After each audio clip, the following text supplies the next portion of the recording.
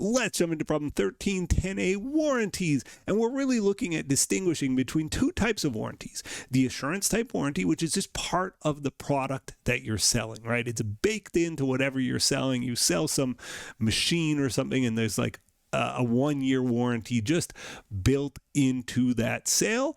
And then the second type is called a service type warranty, and that's what I think of as extended warranties, where the customer pays a little extra for a little bit of extra warranty service, and that's treated as an unearned revenue. Let's jump into the problem and kind of deal with these two different warranties. Cascade Commercial Kitchens sells high-end industrial espresso machines. On January 1st, 2031, the company sold 50 machines for $4,000 each, $200,000 in sales. All sales were for cash.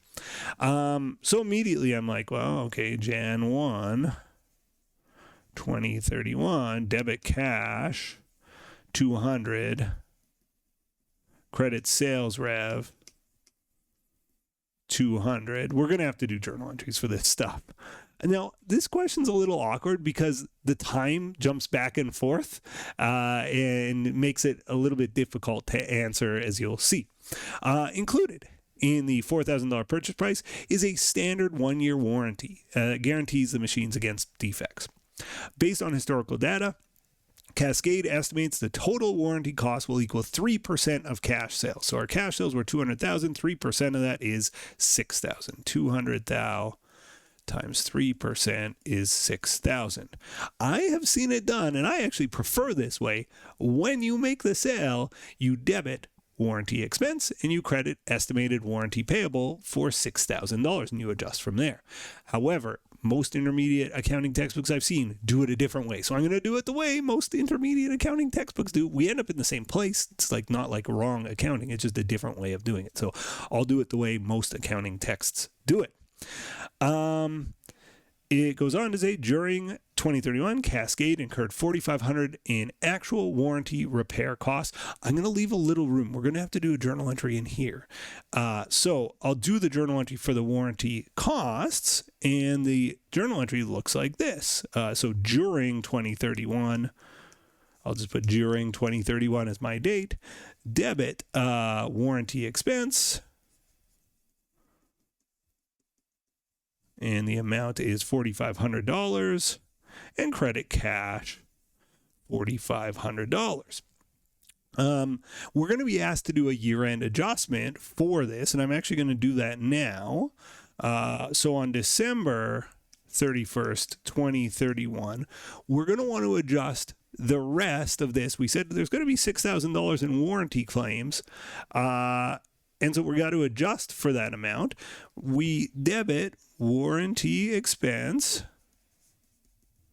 and we credit estimated warranty liability, estimated warranty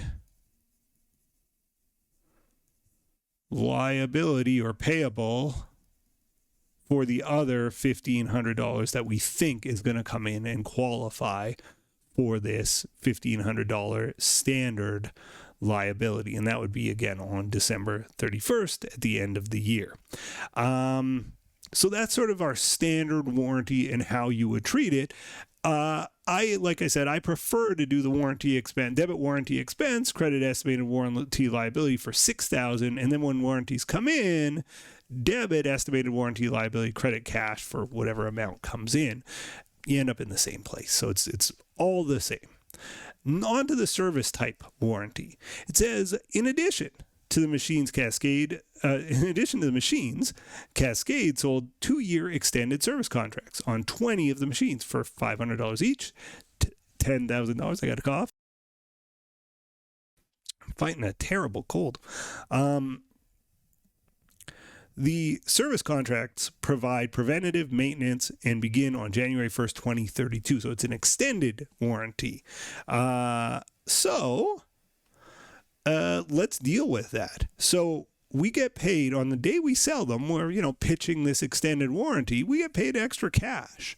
We get paid $10,000 in extra cash.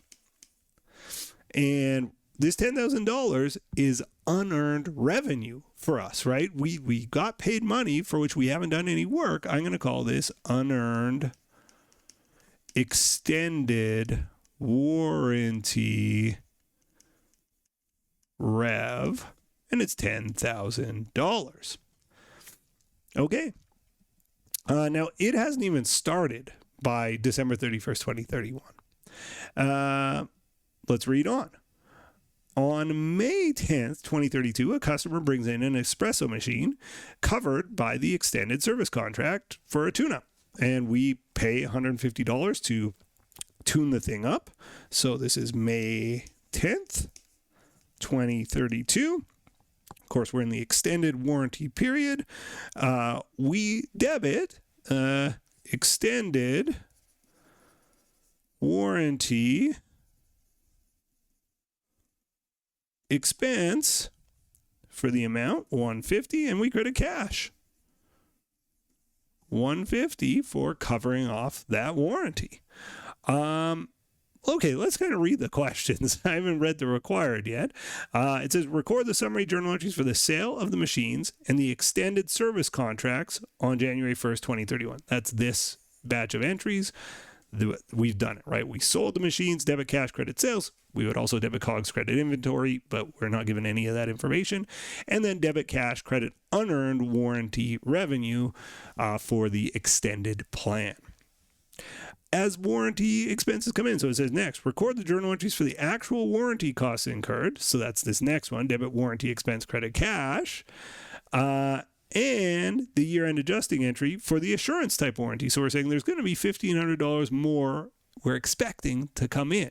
Now, if this never comes in, we just write off the liability. We just go, okay, we didn't service as many as we expected, and when we estimate our warranty liability next time, we estimate it a little lower. Okay, so there you go. C, it says record the journal entry for the extended service maintenance performed on May 10th, 2032. We've done that. So there's A, we did B here, we did C here, and then on to D. D says record the year-end adjusting entry required December 31st, 2032 to recognize revenue earned from the extended contracts. So we had $10,000 of unearned revenue. Well, by the end of December 31st, 2032, we've fulfilled a year of our extended plan, and it's a 2-year extended plan. So we've earned half of this money, right? We've earned 1 out of the 2 years. We've earned $5,000. It's not unearned anymore. The extended warranties are expiring. So we debit unearned extended warranty rev for $5,000, and we credit extended warranty rev for $5,000. And that is D. And at that point, we're done. And so you can just see the warranty, the assurance type warranty, is just sort of baked into the product. Like it's just part of the product sale. And we do set up an outside liability with the service type one, the extended warranty.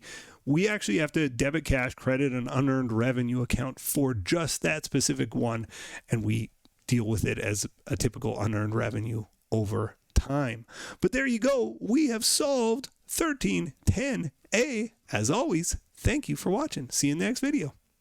The next video in our series is right up here, and if you want a supercut of all of the videos in this series, that's the one down below.